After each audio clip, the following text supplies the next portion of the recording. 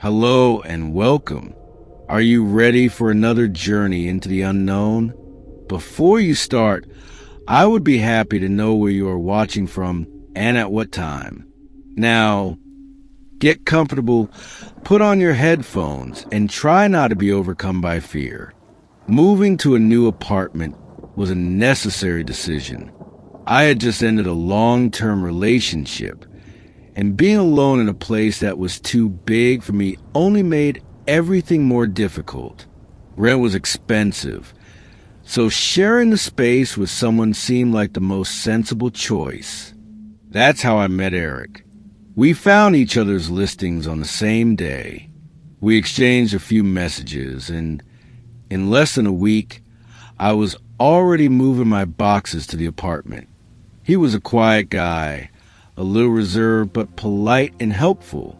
From the beginning, I knew he wouldn't be difficult to live with. We had similar routines.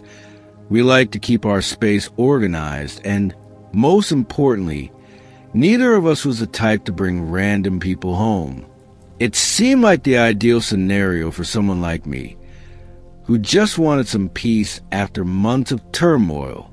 The only thing that caught my attention was a warning he gave almost casually while he was helping me put together a bookshelf in the living room. "Oh, just so you know, I sleepwalk."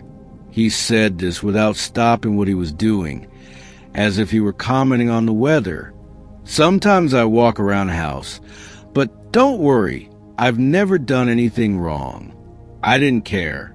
My knowledge about sleepwalking was limited to what I'd seen in movies and some random stories on the internet. I knew that some people got up in the middle of the night, said nonsense, and then went back to sleep without remembering anything. If that was all, then I didn't see a problem. The first few days, everything went well. We got along well as roommates, respected each other's space, and shared expenses without arguing. But it was in the first week that I witnessed his first sleepwalking episode. I woke up in the middle of the night to a soft noise in the hallway. It wasn't loud or scary, but it was enough to wake me up. My room was next to his, and when I looked through a crack in the door, I saw a figure pass by. My heart raced reflexively, until I remembered what he had said. I got up slowly and walked to the door. In the dark hallway, Eric was standing near the kitchen table, motionless, with his back to me. He didn't move, just stood there, as if waiting for something. I wasn't sure what to do. Should I wake him up, or just let him go back to bed on his own? Before I could decide, he turned and walked slowly back to his room, closing the door behind him. The next morning, I mentioned what had happened, more out of curiosity than concern. "Oh, I do that sometimes." "Sorry if I scared you," he said, laughing. I asked him if he usually remembered things, and he said no. "I don't remember anything." But nothing major ever happened. The carefree way he talked about the subject made me relax. Over the next few days, a few more episodes happened, but nothing that seemed dangerous. Sometimes he would walk around the apartment. Sometimes he would mumble incomprehensible things. Once, I found him in the living room, sitting on the couch, staring at the switched-off television. At first, this bothered me a little, but over time, I began to see it as just a quirk of his. I didn't know that this was just a beginning. Over time, Eric's sleepwalking episodes began to become more frequent. At first, he would just walk around the apartment and go back to bed. But as the weeks went by, I noticed that he began to interact more with his surroundings. One night, I woke up to the sound of drawers being opened in the kitchen. The sound was repetitive, as if someone was looking for something in a hurry. I got up, still sleepy, and went to see what was happening. When I got to the kitchen, I found Eric standing there, fiddling with the cutlery. His eyes were half open, his expression blank. "Eric," I called softly, unsure if it was right to wake him. He stopped for a moment, stood still for a few seconds, and then, without saying anything, put the drawer down and went back to his room. The next morning, I mentioned what had happened. He laughed, as he always did. "Man, sometimes I do some weird things in my sleep, but it's never anything serious." I wanted to believe that, but the episodes started to become more and more common. I started waking up in the middle of the night almost every night, hearing footsteps in the hallway, doors opening, and even incomprehensible murmurs coming from the living room. What had previously seemed harmless began to make me uneasy. One time, I found Eric in the living room, standing in front of the window, staring blankly at the darkness outside. He was completely still, as if he were waiting for something.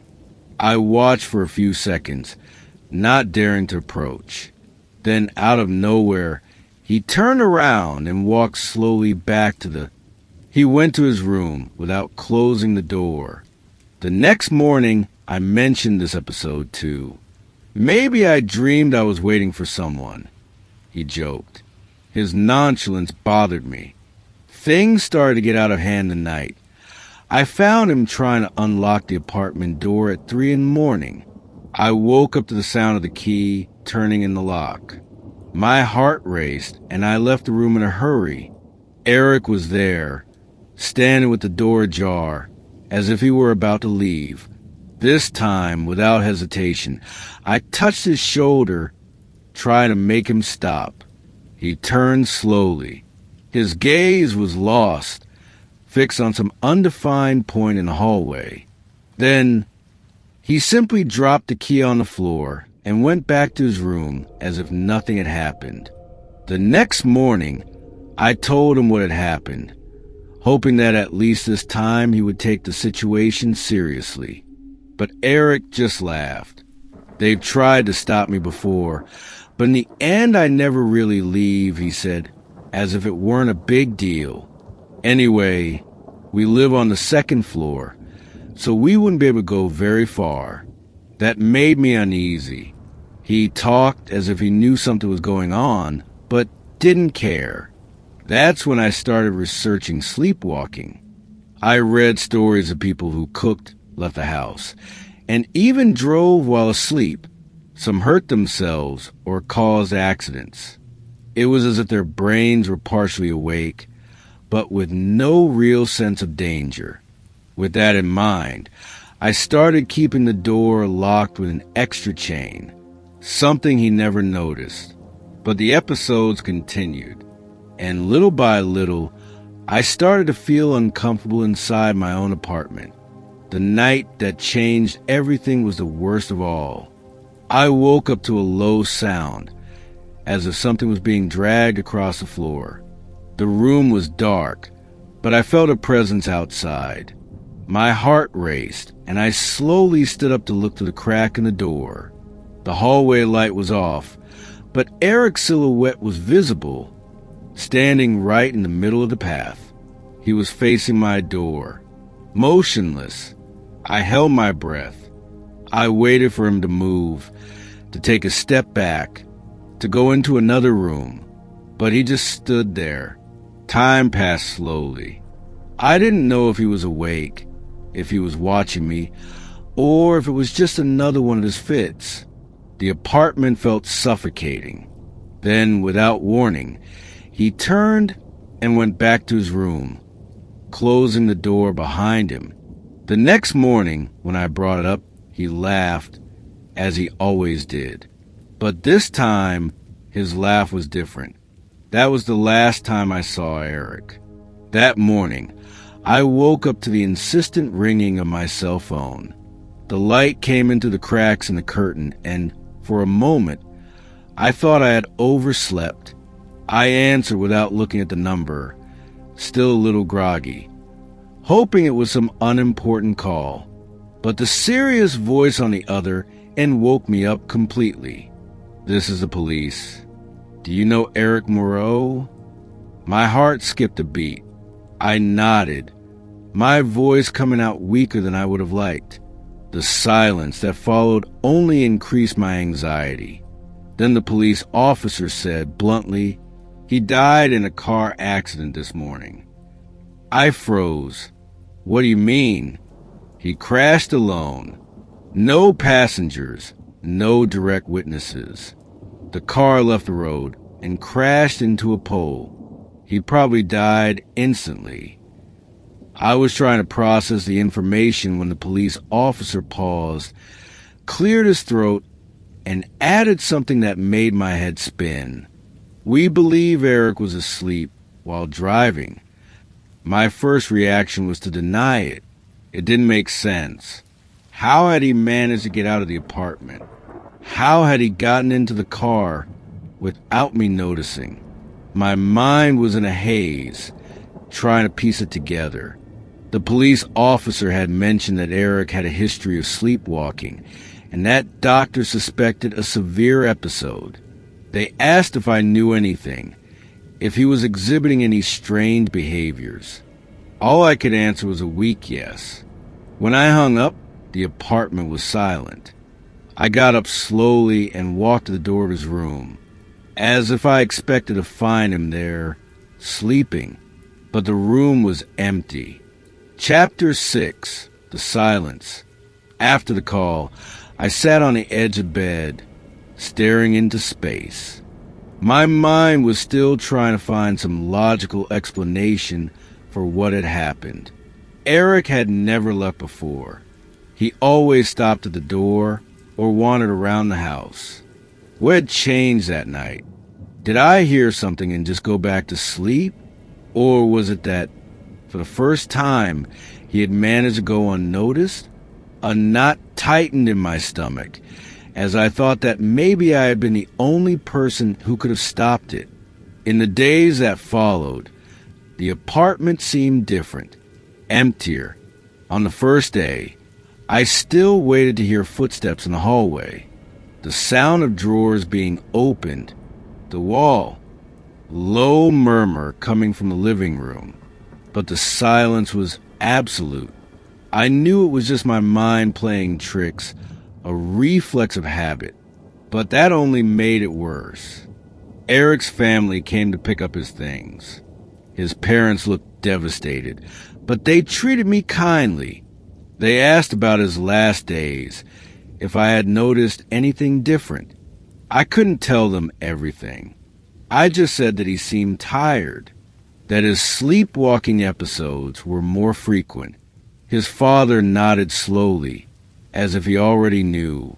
His mother remained silent, clutching a bag of clothes to her chest. Before they left, they thanked me for being a friend to him, but deep down, I wasn't sure if I deserved that title.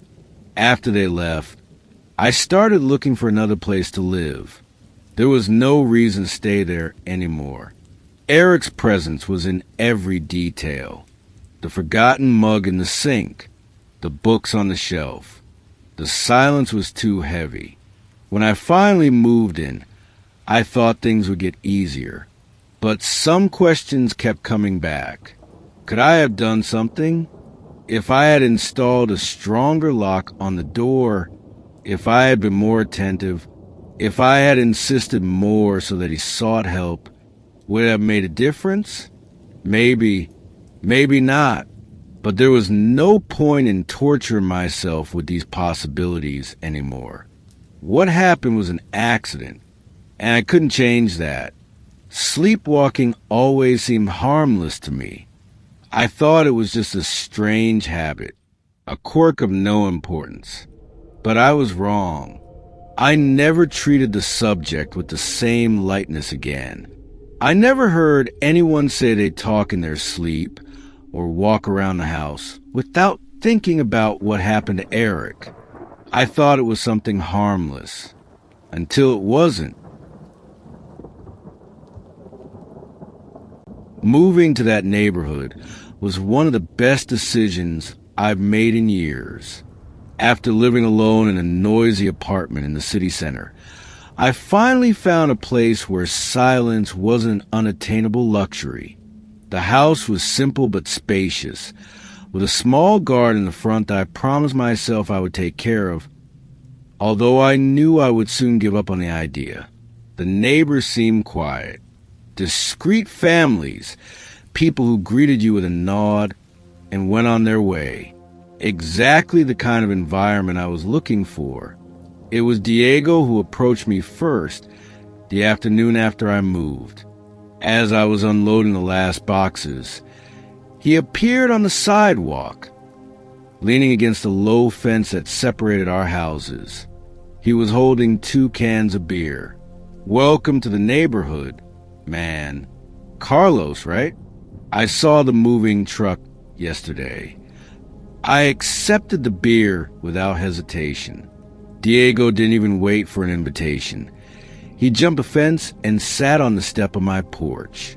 We talked for a while, and I soon realized that he was the kind of guy who talked easily, as if we had been friends for years. He said that he had lived there for almost 5 years, worked from home in something related to technology, and that he liked the neighborhood precisely because of its quietness. He said that his neighbors were nice people, but each one kept to themselves, without much interaction. "But I like having someone have a beer with every now and then," he said, taking a long sip of his drink. "If you need anything, just ask." That first conversation lasted almost an hour, and when he finally got up to leave, I realized that it had been a long time since I had enjoyed someone's company so much. I had always been more reserved, never had many friends. And here was a guy who effortlessly turned a random conversation into something pleasant. In the following days, Diego would always show up with more beer, and we would end up sitting on the porch, talking about anything. Sometimes I wondered if he didn't have anything better to do, but the truth is that I didn't either. It was good to have someone around, even if it was just to chat. Over time, I got to know him better. He didn't talk much about his past. He mentioned 1 or 2 failed relationships, but he never went into details. He said he liked the peace and quiet of living alone. Once, I asked him why he didn't have a dog, since his house had a big backyard. He just laughed. "Dogs make too much noise. I prefer silence." That stuck in my mind, not because it was strange, but because I realized I had never heard any sound coming from his house. No music, no TV, nothing. It was as if it was always empty. One afternoon, I noticed that Diego was quieter than usual. I asked if something had happened, but he just shrugged. "It's all in my head," he said.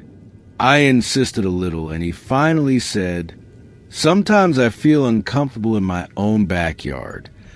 It's silly, but every now and then, when I'm outside at night, I feel like someone is watching me. I know there's no one there, but it's that weird feeling, you know?" I thought it was curious. As far as I knew, he wasn't the impressionable type. I joked that maybe there was a ghost in the backyard, and he laughed, but quickly changed the subject. That same night, as I was getting ready for bed, I found myself thinking about what he said. I looked out the window and saw that the lights in his house were off. Everything seemed normal. I ignored the feeling and went to sleep. It wasn't until a few weeks later that something really strange happened. My time with Diego became a habit. Almost every afternoon, he would show up with 2 beers, and we would sit on the porch talking about anything. I wasn't a guy with many friends, so that routine was something I accepted without effort. I started to see him as an older brother, someone who always had a joke ready or a bizarre story to tell. Without realizing it, my life was falling into place in this new reality. Then, The entire neighborhood was thrown into tension. A child disappeared. His name was Mateus, a 7-year-old boy who lived 2 streets away. I didn't know him well, only by sight. I remember seeing him riding his bike near my house. One day, he simply disappeared without a trace. The news spread quickly. The neighborhood mobilized. Search parties were organized. They searched vacant lots, nearby parks, any place where a child could have hidden or gotten lost. The police showed up, distributed photos, interviewed residents. I didn't get too involved. Sure, it was a tragedy, but I didn't know the family, so I followed everything from a distance. Diego didn't seem very interested either. When I mentioned the disappearance, he just shrugged. "The police are exaggerating," he said, taking a sip of his beer. "The boy probably ran away after getting scolded by his parents. He'll be back soon." His disinterested manner bothered me a little, but I let it go. Days passed and Mateus didn't show up.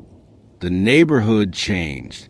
People avoided letting their children play in the street. Conversations at the bakery and the grocery store always revolved around this subject. It was during this period that I began to notice something strange in Diego's house. I don't know exactly when it started, but I remember the first time I paid attention. It was late at night.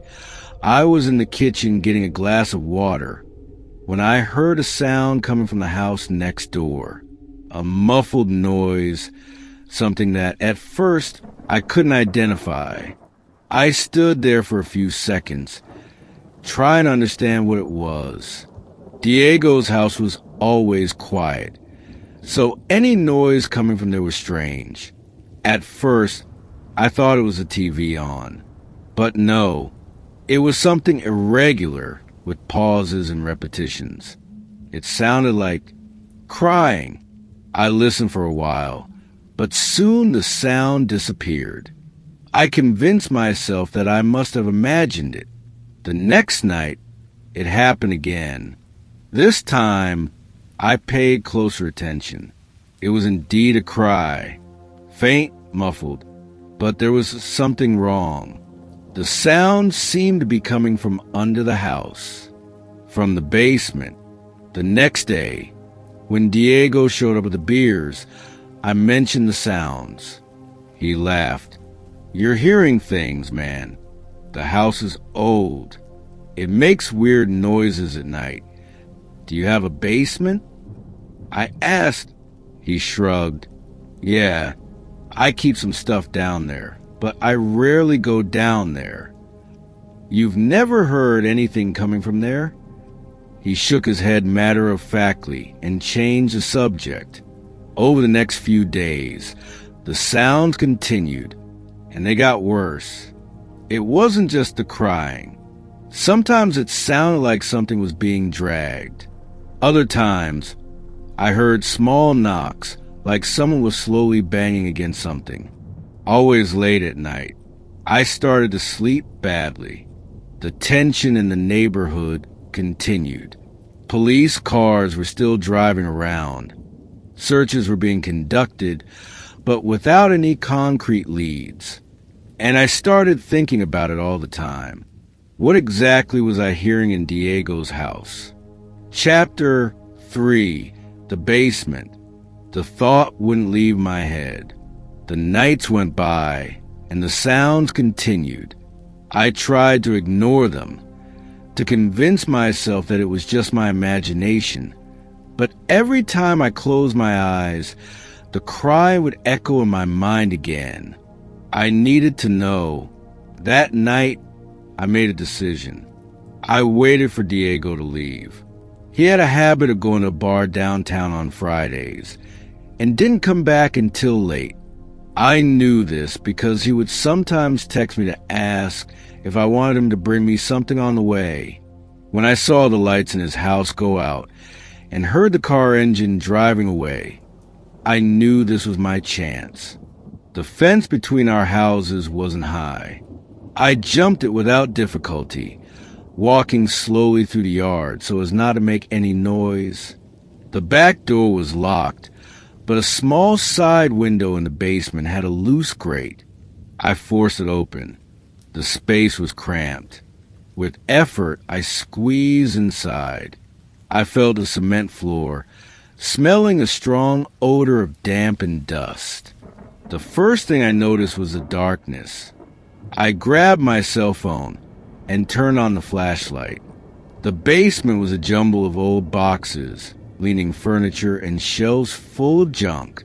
For a moment, I almost convinced myself I was being paranoid. But then I heard it. Low, faint. A groan. My heart raced.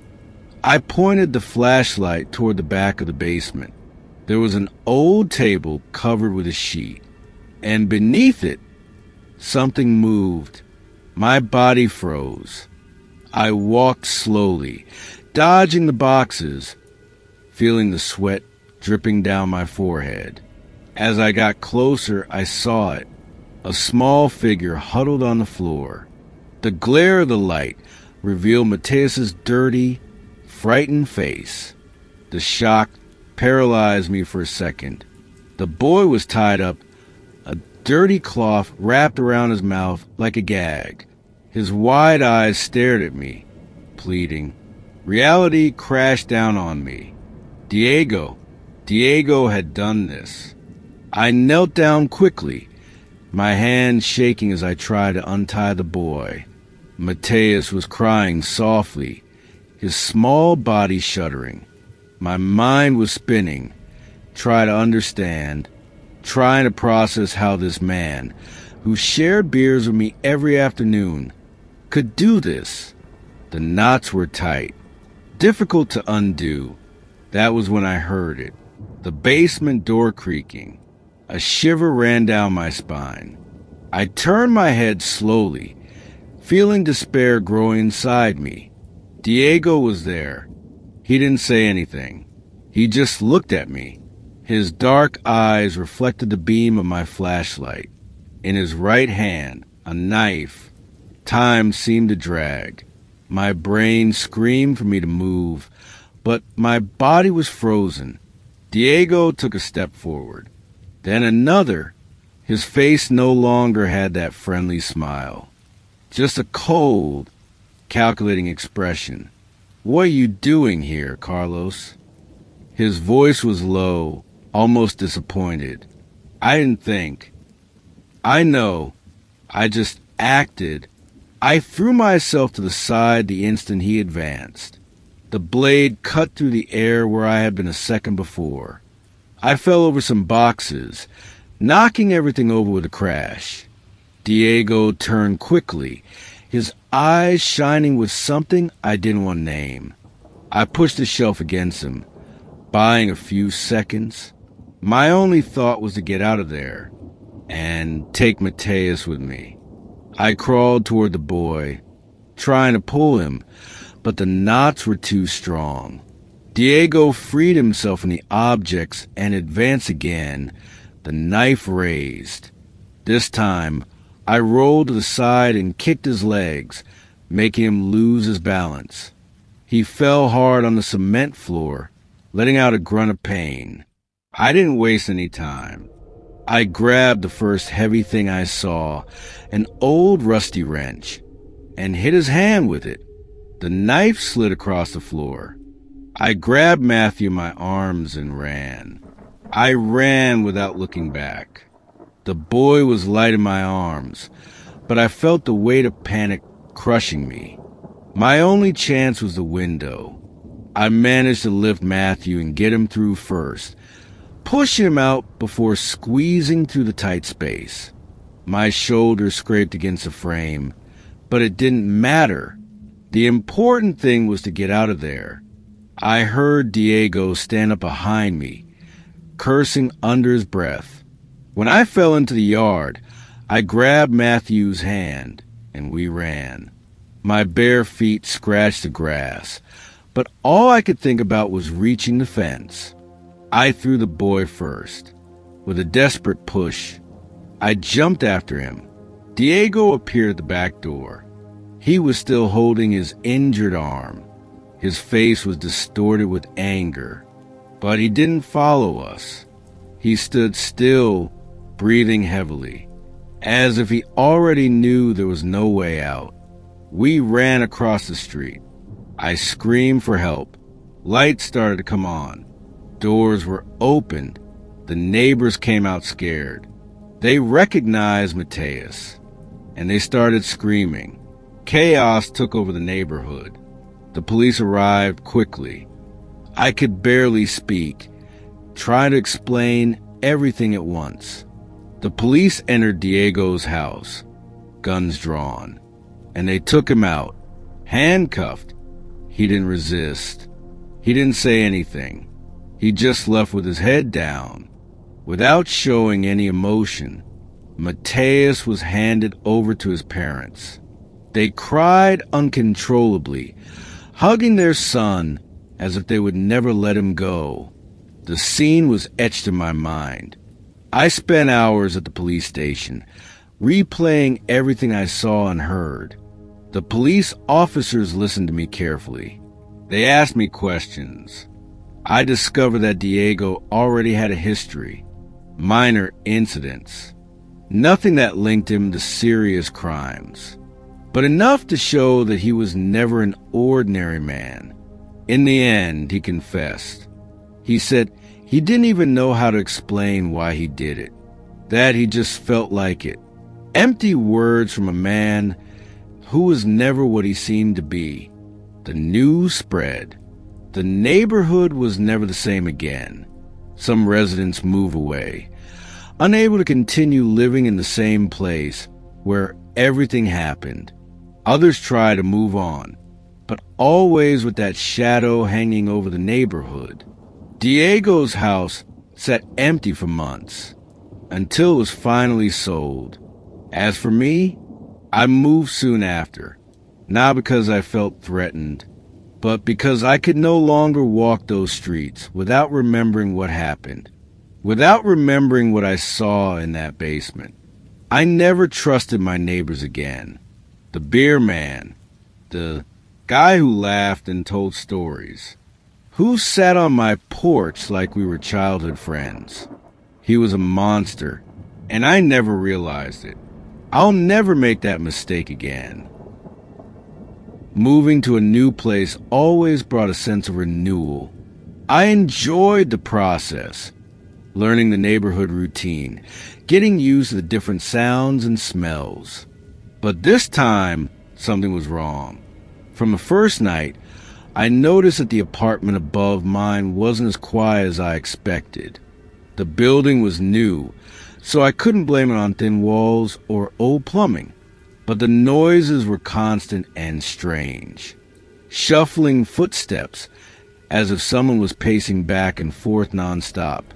At first, I thought it was just a clumsy neighbor or someone who worked different hours than me.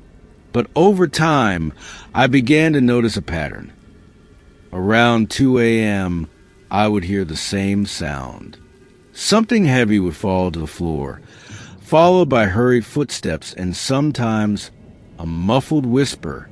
Some nights, it even sounded like crying, a subdued sound, as if someone was trying to hide their presence. I tried to ignore it. I've lived alone for years, and I know that certain noises are part of the package in apartments. But this time, there was something different. Something that bothered me in a way I couldn't explain. One day, I met my upstairs neighbor in the elevator. She was a thin woman with fair skin, deep circles under her eyes, and her hair tied up in a mess. Despite her tired appearance, she was friendly. "You moved in recently, right?" she asked.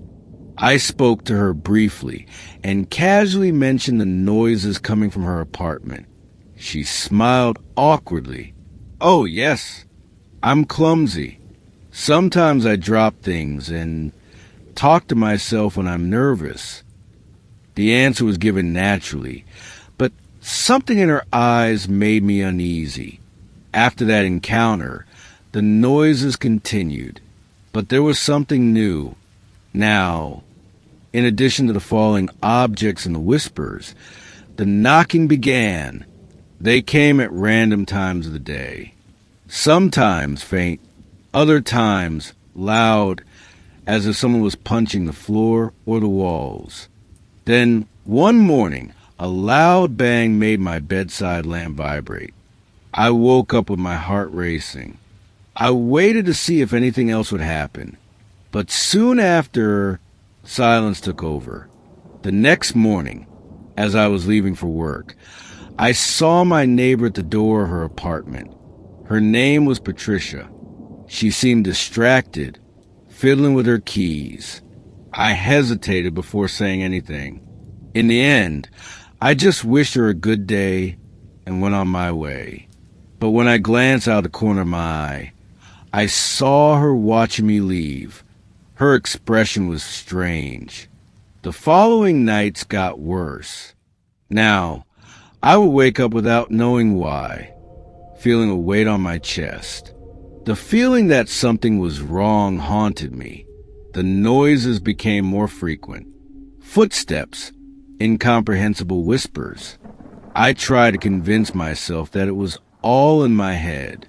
But the truth was that I felt more and more that there was something wrong in that apartment. Then, one night, everything changed. I was almost asleep when I heard a different sound. It wasn't an object falling or a piece of furniture being dragged.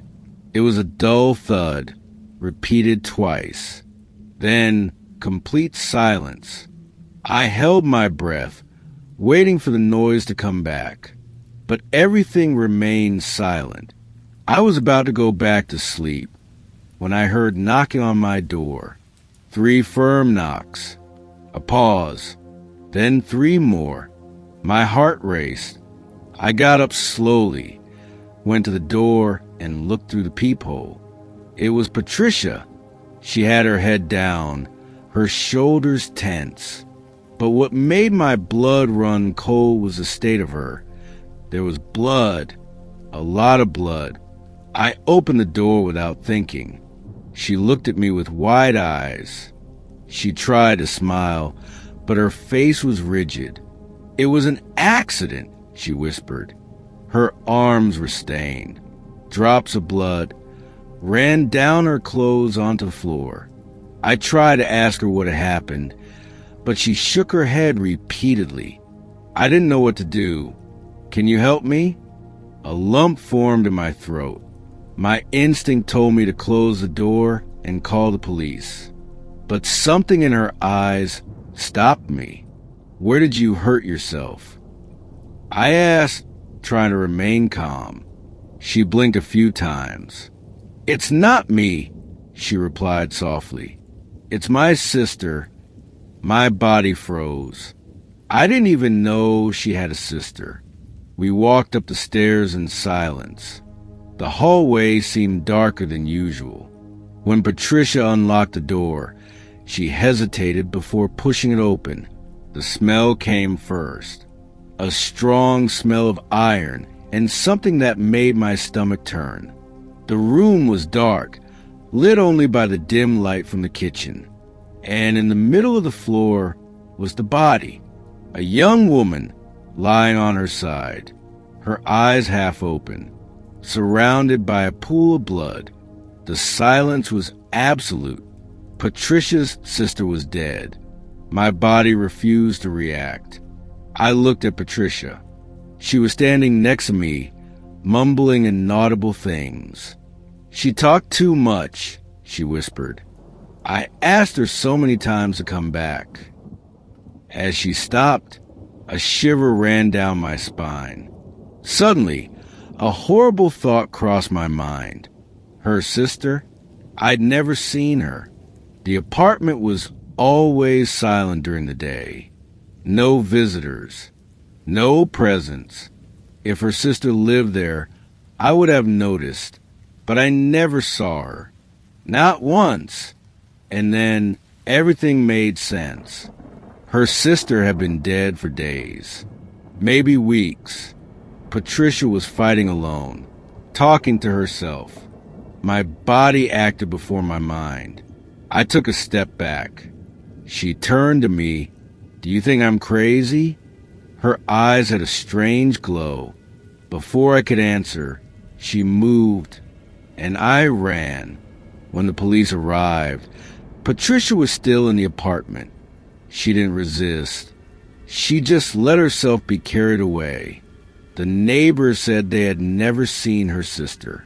Some people thought that Patricia had always lived alone. I returned to my apartment as the sun began to rise. That night, I didn't sleep, nor the next. Now, the silence was absolute. But sometimes in the middle of the night, I would wake up for no reason, feeling that somehow someone was still there,